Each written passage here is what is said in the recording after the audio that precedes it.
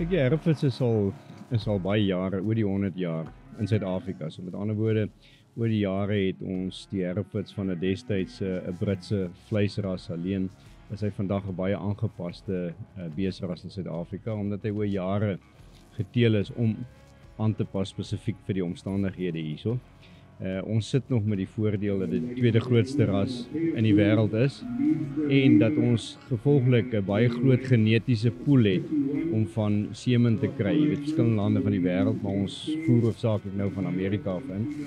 Ons dink die omstandighede en die tipe diere wat hulle daai het, is vir ons die beste om te gebruik vir ons wat ons huidigelik nodig het, en veral vir die voerkrale. Jy weet, Suid-Afrika, baie van die vleis word geproduseer tans in voerkrale, en so ons moet tipe diere teel wat in voerkrale goed doen. Voeromset doeltreffendheid baie belangrik en dan groei. En gevolglik het ons die diere so geteel sodat hulle aangepas is vir die markomstandighede en die omgewingstoestande wat ons tans het. Ja, ons het op hierdie stadium seker so 50 beeste. Jy weet, skou is maar vandag 'n duur ding. Jy weet, mense bring nie, ek dink dit al die rasse is dit so, kan nie net meer 20-30 diere elke teeler bring. Ons het 3 van die grootste teelers in die land, of die groot teelers selfs uit die Wes-Kaap uit, en dan ook van die omgewing. Jy weet, so en Bloemfontein is 'n baie sterk beesstreek en altyd natuurlik sentraal geleë. So mense kom graag nog hier om hier te skou. Ongelukkig is skoue raak minder in Suid-Afrika. Kostes het baie daarmee te doen in ander omstandighede. Maar Bloemfontein is nog 'n baie goeie skou, 'n baie blootstelling bied aan teelers wanneer hulle hier skou. Mense kom kyk nog, en ek dink dis 'n groot rede hoekom teelers nog hier na toe kom en hier kom skou.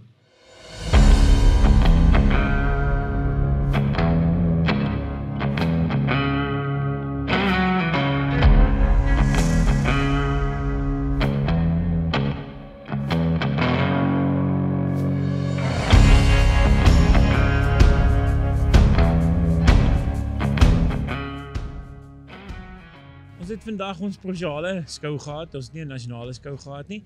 Dit het baie goed gegaan, ons het regtig uitsonderlike vroulike diere gehad op ons skou, wat ek dink baie goed kan doen in die interras. Ons is so 4 teelers gewees wat geskou het, wat eintlik 'n klein skou is vir ons. Daar was so 20, rondom 20 diere, maar ons is baie tevrede met die skou en dit het regtig goed gegaan vandag. Ons het vandag ons eerste versveiling gehad. Ek het nou net die uitslag gekry. Ons het 8 vers op die veiling verkoop vir 32.600 gemiddeld. Ons is baie gelukkig daarmee en dankbaar vir die kopers wat hier was en wat ons ondersteun het.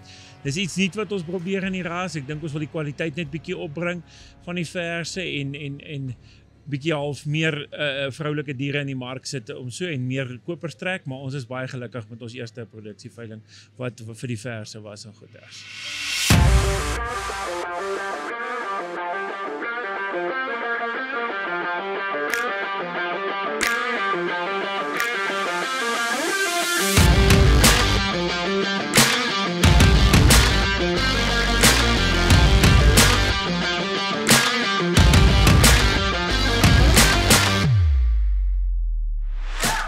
The quality was exceptional. It's a national show, so there were cattle from all across the country and owned by people in several countries. There were some Zambian owners, Botswanan owners, and of course the South African owners.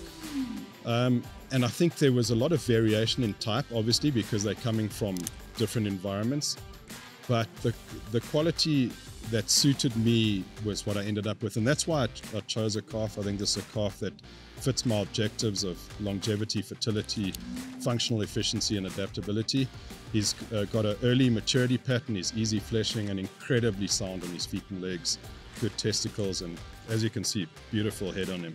I think, you know, if you make 2 categories of traits, you've got the profit traits like adaptability, functional efficiency, longevity and fertility. I would zone in on those traits because they're the ones that make a profit.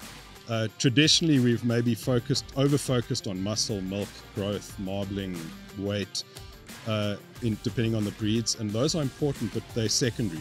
I think we've got to lay that foundation first with the fundamental traits. Ek dink eers ons is baie bevoorreg vir 'n suksesvolle skouweek. Ek dink ons is baie dankbaar en dit is 'n groot voorreg vir ons om hier te wees. Wat ons skouvoorbereiding of die voorbereiding van ons diere aanbetref, ons skou nie as 'n reël nie. Ons skou net elke derde jaar as dit SA kampioenskappe is. So ons probeer maar beeste selekteer vir ekstensiewe beesboerdery omstandighede. Ons doen nie keuring en seleksie vir die skouring nie. Ek dink wat ons voorbereiding aan betref, ek sou graag wou krediet vat daarvoor, maar ek kan nie. Ek dink as niks wat ons voorbereiding of ons voeding anders maak as die teelers wat saam met ons skou nie. Ek sal dit uit en uit toeskryf aan die genetika waarmee ons werk. Jy weet wat vir ons absolute voorreg is. Ek dink ons het regtig spesiale diere en ons is geseënd. Ek dink die teeling op ons plaas is geseënd die afgelope 23 jaar en ek dink dit is die hoofrede. En ek ook dankbaar dat mense nou en dan geluk het in die sin van dat mense die regte besluite dalk iewers geneem het langs die pad. Nee, ek dink die belangrikste is as ons by die skoue kom, jy moet vir jouself vra hoekom doen ons dit? Jy weet in ons geval doen ons dit om deel te wees van die bedryf en te kyk waar ons kan verbeter. Ek dink 'n wen en groot wenne soos ons gehad het waarvoor ons baie dankbaar is, dis 'n bonus, maar ek dink geensins dit moet die motief wees nie. Jy weet dis 'n langtermyn proses. Ek dink nie wen moet die eindpunt wees nie. Ek dink dit moet liewer die voordeel wat dit vir jou teelprogram en vir jou seleksie en dat ons kan sien, jy weet waar is die bedryf op pad en onsself daarbij aanpas. Whoa, we started off yesterday morning with our group classes and our females for the whole day. It was a fantastic show up till today. The bulls today was phenomenal. The quality was exceptional. Yesterday evening after show, we had our leading lady auction on for 10 heifers. That went like we couldn't believe it can be that good. And the bar is quite high at the moment, so I hope we can replicate that again. But all in all, if you look at the quality of the cattle, I think PJ spent some time on some of the classes. We all know he's very quick. He makes up his mind very quick. And there was a few classes that he really had to scratch his head a little bit. So good the quality were. And I mean, for the limousine breed, this is something special. And we only do our nationals every 3 years. This year was our 50th anniversary for the limousine breed in Southern Africa, so that made it even more special. And to have the quality of animals pitching up with the exhibitors, we had 12 exhibitors showing the animals. Yeah, it was phenomenal. Hierdie ongelooflike geleentheid vanaand van die Limousine Teelersgenootskap in die land se 50-jarige feesviering. Hulle het vanaand leading lady versveiling aangebied met 'n ongelooflike resultaat van 137.000 gemiddeld. En ek moet sê die aanbod was ongelooflik. Genotypies uitstekend. Die teelers van die ras het werklik uitgekom en hulle beste genetika, die beste jong genetika na die Bloemfontein skou toe gebring, wat ook hulle nasionale kampioenskappe is. En ons kan vir hulle net een groot geluk wens. En hulle verdien niks minder as so 'n ongelooflike resultaat soos vanaand met sulke genetika nie. En ek wil vir hulle sê baie sterkte en voorspoed vir die toekoms. Die teelers is passievol, die genootskap is aktief en hulle het 'n baie goeie raad en ek wil vir hulle weer eens baie geluk wens.